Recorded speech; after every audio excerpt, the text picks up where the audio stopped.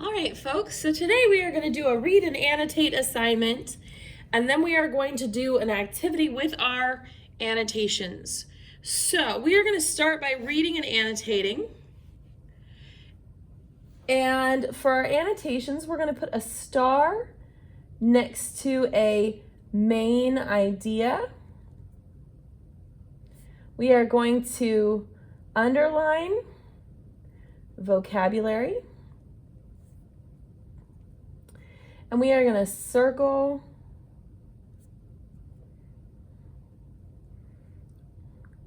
any relationships. Okay. So, the assignment is to read and annotate the following description of the kinetic molecular theory. Then we are going to write a one-sentence summary after each paragraph of the material that was provided in the paragraph. It must be a complete sentence and must be only one sentence. Also, it cannot be a sentence from the paragraph. So, no quoting the paragraph. You have to come up with a main idea sentence on your own. The kinetic molecular theory is a theory that explains the states of matter and is based on the idea that matter is composed of tiny particles, the molecular part of this theory, that are always in motion, the kinetic part of this theory. The theory helps explain the properties and behaviors of solids, liquids, and gases. However, the theory is most easily seen as it applies to gases, so it is gases we will study in detail. Kinetic molecular theory applies to the idea of a perfect gas, called an ideal gas. Real gases, of course, are not ideal and do not follow the kinetic molecular theory perfectly, but at classroom conditions, they are very close to ideal. Kinetic molecular theory, part 1. Gases consist of large amounts of tiny particles, like atoms or molecules, that are far apart from each other compared to the size of the particles. The distance between the particles of gases is much greater a distance than the distances between the particles of liquids and solids. Therefore, most of the space that a gas occupies or takes up is empty. In fact, the amount of space of the particles of gas themselves actually takes up is so small it is usually assumed to be zero. Okay, so volume of gas particles is assumed to be zero because the space between particles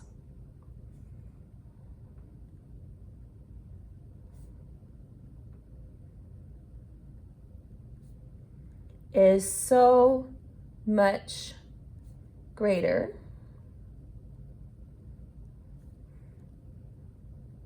than that of the particle itself.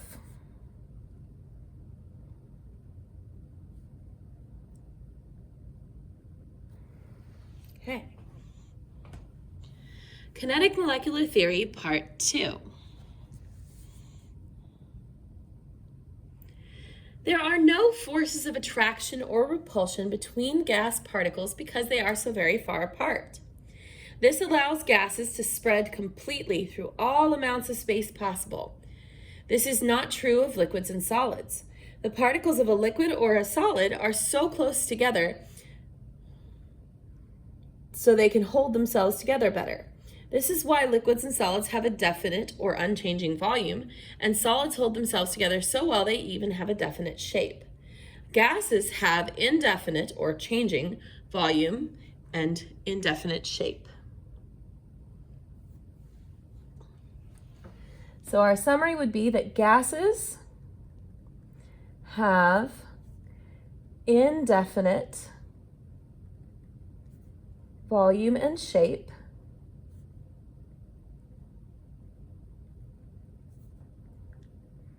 because there are no significant forces of attraction or repulsion.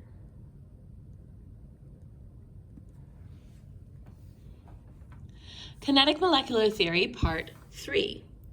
Gas particles are in constant straight-line motion in all directions. The fast motion of the gas particles gives them a lot of kinetic energy. Kinetic energy is called the energy of motion, but specifically is the energy an object possesses because of its mass and velocity. The average kinetic energy of gas particles depends on the temperature of the gas. As the temperature increases, it is the velocity or the speed of the particles that increases. Each particle may increase in velocity slightly different, but on average, gas particles at high temperatures have higher kinetic energy and higher velocities than gases at lower temperatures.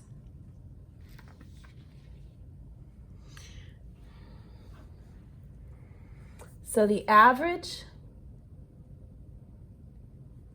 velocity or speed of gas particles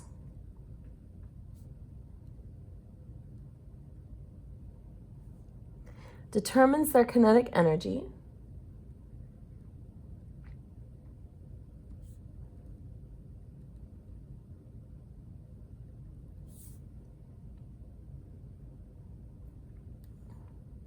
and is dependent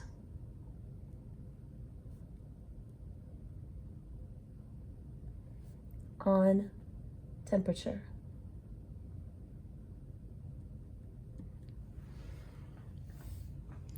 Kinetic molecular theory, part 4. The temperature of gases is usually measured in degrees Celsius, but the calculations involving gases must use the Kelvin temperature scale. So if you measure in Celsius, you must convert into Kelvin.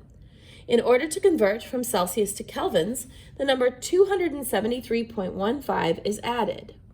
In formula form, it looks like this. In order to convert from Kelvin to Celsius, the number 273.15 is subtracted. The formula form, it looks like this. There is a standard temperature for all gas experiments, which is 0 degrees Celsius, which is 273.15 Kelvin. This is not to say that you must do gas experiments at 273.15 Kelvin, but if you are not, then you must state the temperature you are working at. So the temperature of gases must be in kelvins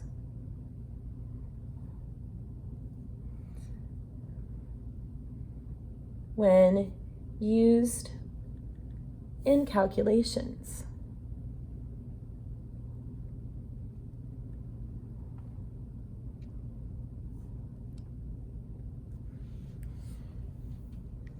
Kinetic molecular theory, part 5. Gas particles are not only moving in constant straight-line motion in all directions, they also are moving very rapidly, around 1,000 miles per hour. So even with the large amount of empty space around the particles, it is extremely likely that they will collide with or run into other gas particles. Gas particle collisions are elastic collisions. An elastic collision is one where the collision does not change the particles themselves. No chemical reactions. Simply the particles change direction and may change velocity, but the overall kinetic energy of the system stays the same. Often it is helpful to think of this like playing a game of pool or billiards. The colored balls collide and bounce away at different angles and with different velocities, but there is no change to the mass or size of the colored balls.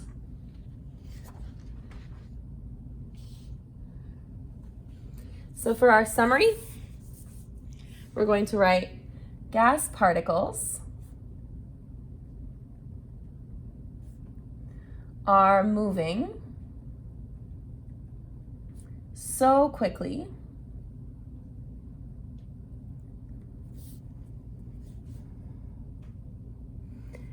that they have elastic collisions. in which there is no loss of energy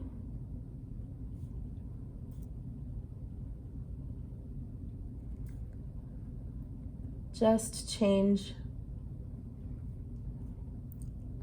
of direction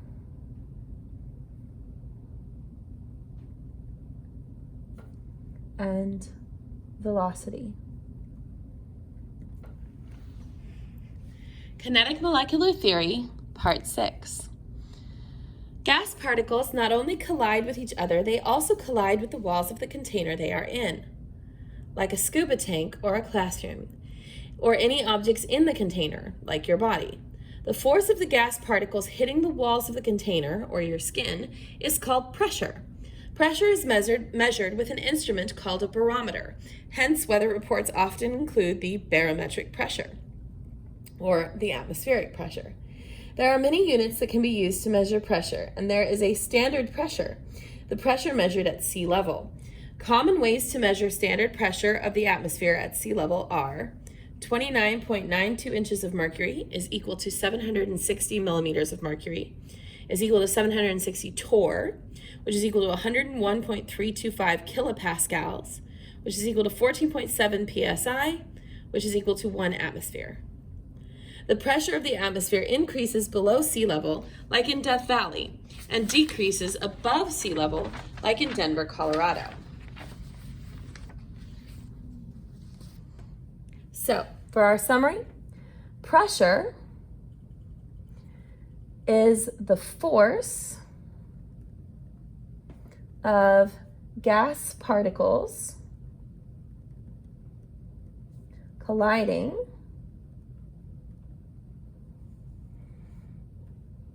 with the walls of their containers.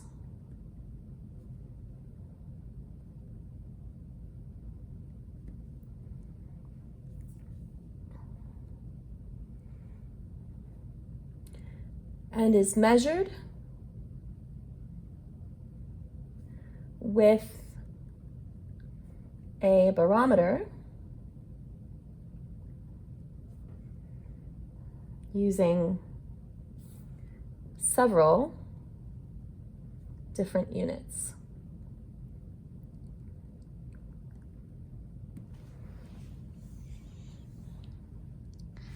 Kinetic molecular theory, part 7.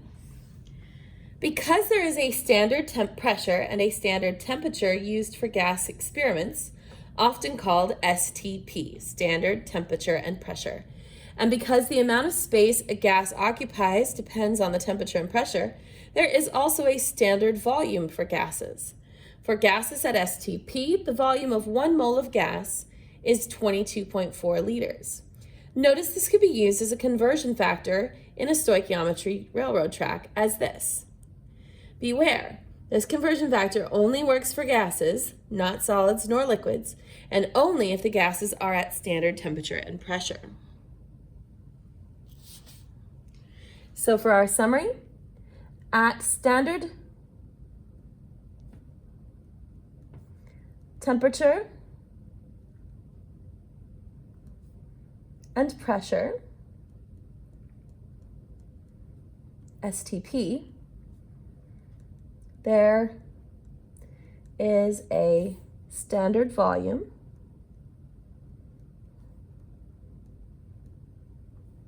of gases where 1 mole of gas is equal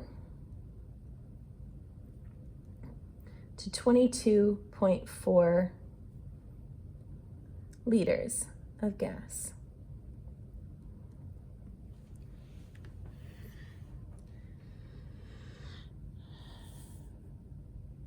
Kinetic molecular theory, part 8.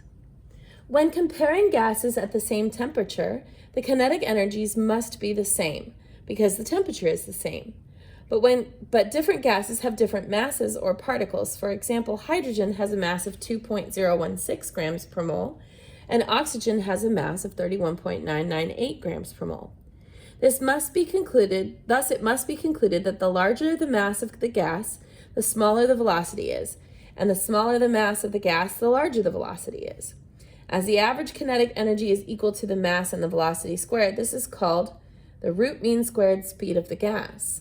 A calculation could be performed to actually show the comparative ratio of the speeds, and would involve taking a square root of the masses or squaring the speeds. For example, oxygen gas is about 16 times heavier than hydrogen gas, so it moves about 4 times slower. So heavier gases, or more massive,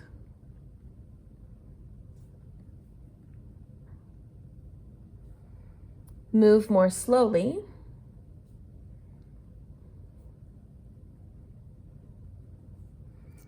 than lighter,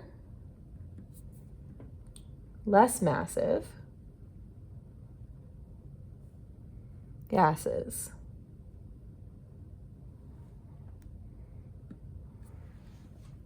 All right, so now that we have all of our summary sentences, you are going to go through and take each of those summary sentences and break them down into 5 words or less and create an illustration to go with each of those 8 things that we just talked about.